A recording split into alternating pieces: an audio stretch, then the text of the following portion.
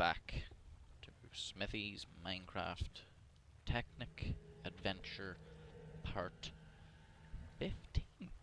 We're already up to 15 videos, and that last one was basically like 2 videos in which I told the story of my ass and China and Jeff's ex-wife, which all started, actually, ironically enough, because I talked about a video being 20 minutes long, which was too long, and then the video in which I described the consequences lasted 25 minutes long. But we'll forget about that for now, and we'll try not to mine cobblestone uselessly because of my OCD, in which everything needs to look pretty in Minecraft, which is made of blocks, so it's quite annoying. Like, that there, that annoys me. That shouldn't be there. You know, it should be just... yeah. Well, where did I leave off? I left off with the big ass wanger, which was my ass's stage name in China. He was a famous Chinese film star, which he was very popular for his anecdotes, his humorous anecdotes. The Chinese loved him. You know, they loved his deliveries, his punchlines. He composed himself well. He spoke properly and correctly, and excellent grammar. He had a big range, a large vocabulary. You know, he was able to. He didn't have to use profanity or smutty words or anything like that. That's why the Chinese liked him anyway. So, I don't think, did we pick up this coal? I think we picked up that coal. So, me and Jeff had just got into China. We were looking for the big ass wire. We knew his stage name. That was it. Didn't know where to start looking. We started off in a place called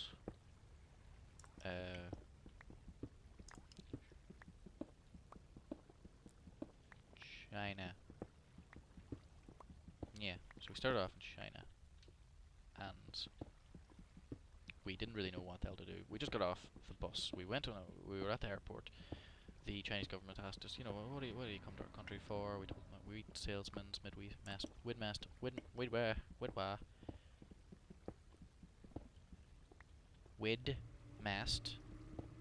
America. Widmast America was having a sale, a wheat sale, and that we were interested if they needed any wheat, because they've got a lot of people to feed. And naturally enough, they said, yeah, you'd be surprised how many, you know, you'd be surprised how quickly and how much 1,500,600,072 people eat. You'd be surprised how quickly that many people eat and how much they eat. You know, it's not like, oh, I got 13 bags of 12 packs of potato crisps here and 15 liters of I don't know, 15 liters of Dr. Pepper and all that'll do them. You know, that's gone in like, gee, at least 5 weeks. You know, rations over in China, that only lasts 5 weeks. You know, they'd feed the entire country for 5 weeks, but they still need a lot of food. So they were happy, very happy to get some wheat salesmen over. Even though, like, you know, I showed up with a mutant and was wearing a plaid shirt with rough jeans that the knees were scraped out. The knee patches were scraped away. You know, even though I showed up like that there with a mutant, and did not look like a wheat salesman at all. You know, I didn't look like a scarecrow or anything with all the wheat coming out of my trousers and the wheat coming out of my armpits and everything. I looked nothing like the average Midwest Widmast American salesman, you know.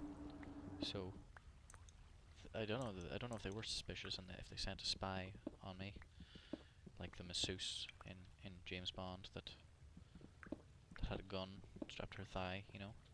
But we don't really know. I mean, I don't know if any masseuse would want to get anywhere near Jeff, to be honest with you. I mean, and I'm an assless man, so that'd be. I could understand the hesitation there. So we were cautiously optimistic about it. We had just got into China, and sorry about that. We just got into China. We got off the plane. We walked onto the Chinese ground, and the runway in China is actually, it's not tarmacked. It's just completely composed of people, not dead bodies or anything like that. Just alive people just laying around, not because they have to be, their government's not forcing them, they're just kind of, do you have anything better to do today? I don't have anything better to do today. And then they just kind of decide, well, might as well help, people get into the country by laying down, so you just, it's quite a soft landing, to say the least. They are squidgy meat bags. And have some bread here, because I'm a wheat salesman. I carry at least 13 tons of bread on me at one point, at any one time. I'm kind of getting deeper and deeper into this place. I don't even remember making this bridge. I could have made it 2 seconds ago and I don't even remember. Oh yeah, the water going out now is the obsidian. So we got in and we landed on the runway, made it people, and they welcomed us they welcomed us, wholeheartedly. Well, they might have been welcoming us, I don't know. They looked angry and pointed their guns at us and said a lot of Chinese words, but I'm assuming, cultural differences and stuff. That's probably a nice welcoming. Probably. I mean, they trusted me well enough. They're used to people in plaid shirts with rough jeans coming in to their country, but they're a bit, they're not too keen on. I better just leave eventually and go up to the top again. Let me see, what do I really not need here? Cobblestone. I better just leave and try and I'll mark this point, so don't trust Jeff. Don't trust Jeff. Fref? Jeff, don't trust Jeff. They didn't really trust Jeff, but they trusted me well enough, because I mean they're well used to it. But Jeff got a bit of a search, and it took a while too, because well, Jeff's very easily tickled, and they had to really get in there everywhere, so it took a while to get through customs after we had landed. And I'll take some copper, might as well. Once we got through customs, things started going a bit more smoothly, and we tried to catch a train. Chinese are great for their trains. They just get, those large containers you find in America. They're at the ports and oh no, don't go downstream. The ports and stuff, the big shipping crates, big metal containers that go on these big, massive oil container carrier ship things. Well, that's what the train is in China. It's like one of those, and they just get about 1,000 people per loader truck cart thing, and they get the 1,000 people, the 1,000 Chinese slaves, to go underneath this, and they get them to run, basically. And that's the train system in China. It's very good, very efficient, works really well. I mean, if the 1,000 people get too tired and end up dying out, or anything like that, any unforeseen kind of circumstances, I mean, there's always 1,000 extremely willing participants ready to take them over again. So me and Jeff got on the train, and we loved that there. Jeff was just cartwheeling around, enjoying the place a lot, and he liked China. He liked China a lot. Lots of people, there were so many people that he didn't get stared at. And we're back to don't trust Jeff. We're not getting any closer to getting the hell out of here. He liked China a lot. So the train system's great. So we didn't really know where we were going. We didn't know it was a train. We just kind of got on and decided to let them go in circles here. I better just go and face this guy. No, I remember making this wee thing and walking across, so that's obviously not the way. Maybe it's this way. Oh, I remember making this because there was a big flow down here, and that I came from over here.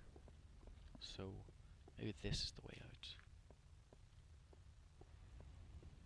Yeah. So we were after the train. We were in a town which I cannot remember the name of. I'll leave the name of the town in the description because I can't remember what it was now. I'll have to look it up again. And luckily enough, there was a theatre performance, and I didn't know that my ass was into theatre, but apparently there was a theatre performance, and the title read Asswanger Performance Today Extravaganza. Will wang all over the theatre stage. Do not miss. entry is 5 Chinese slaves. So we were kind of we were optimistic that we had found him and that we had somehow managed to read a Chinese sign that well. But we were worried about the money situation. We did not have 5 Chinese slaves, and we were kind of stuck there when Jeff had a great idea that we should get some wheat and sell it to make money. And then we wouldn't look, there's doubles to that, because wheat, great, it's a great source of money, great source of revenue in China. You get a kilo of wheat, you bring it over to China and you sell it probably tenfold the price, and the average Chinese slave is about maybe 13p. So Jeff was onto something, and we had a plan. We were optimistic. We were going in the right direction. Not like me right now, but is this literally the end? Is this literally just a wee cave and is this just what this? This is exactly what this is. I made all the effort of getting up here just to put this torch down. Seems to be water coming through here. We'll try and go through. Now I'm scared. Oh god, I'm really scared. I wish Ashwanger was with me. What's that noise? That's quite a loud noise. That something is quite loud. Oh, there's another creeper. Or is I okay? That noise is getting louder. Or as I call them, cuddle buddies. Better not say it. Bit of a. Oh god, run! Oh, birds! I can hear birds. Oh god, look at all that beautiful coal. Of course you can't see it. Well, coal. I just want to get to the surface. I miss my parents, and my family, and my ass. Oh, but I haven't told you yet why I miss my ass. Because we haven't got to the end of the story. Me and Jeff accumulated a lot of wheat. We were now in China. Oh yes, here we go. Look at this. 3 layers of dirt is all that separates me from the outside world. Not too bad, a secret entrance either. If I just cover up this. Some dirt.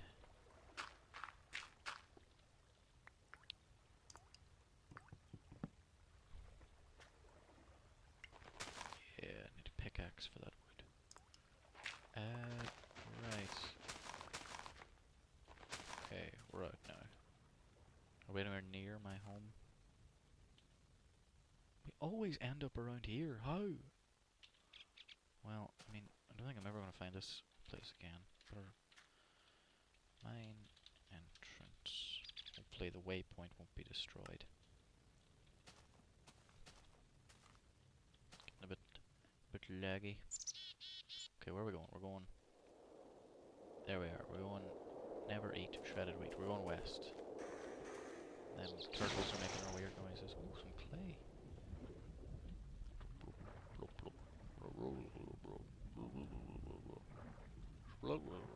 And that's how Jeff,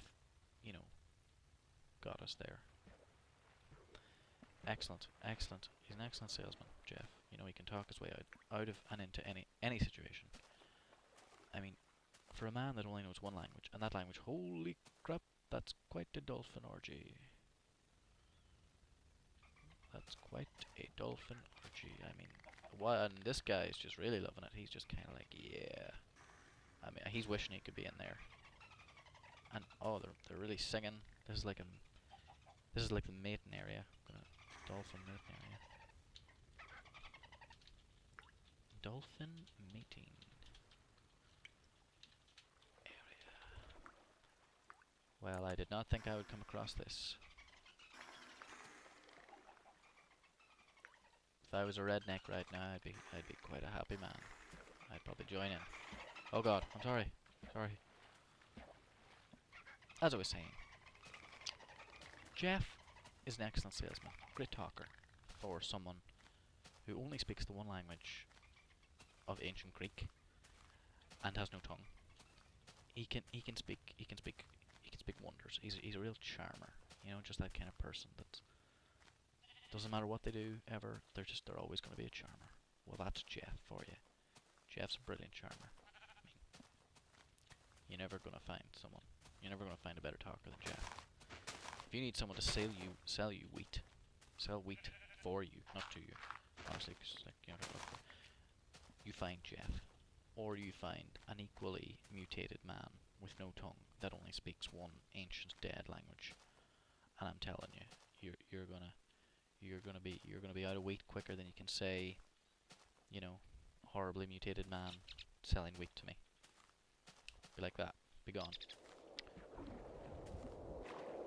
So the wheat sales profits went brilliantly, and oh, we got 36 redstone. Well, that's good. This video's getting a bit long too. We might cut it a bit short, and continue the story next time. We still haven't got on to the Mexicans, but the Mexicans come. Jeff's side of the story is to come, and Jeff himself will be the one telling it to you. So that's something to look forward to. I can only praise him so much. You're gonna have to hear him for yourself to know what I mean. Of his, oh well, Nikolite's probably magic. So that's something to look forward to. But we will follow up on the story. To recap, exactly where we had gotten was... No, that's kind of a die, isn't it? I'll have to make loads of chests. That's another thing to do to add to the board. I think I'll just sign here. Nope. With related objects, we're going to add more chests. More chests. So that's another thing we're going to do. To recap on the story. We're in China. We landed on the very soft and squishy runway. The plane itself was actually made from people. We landed in there, and we had just gotten off. I forgot there already was a sign. We just gotten off. We found our way to a play by Asswanger.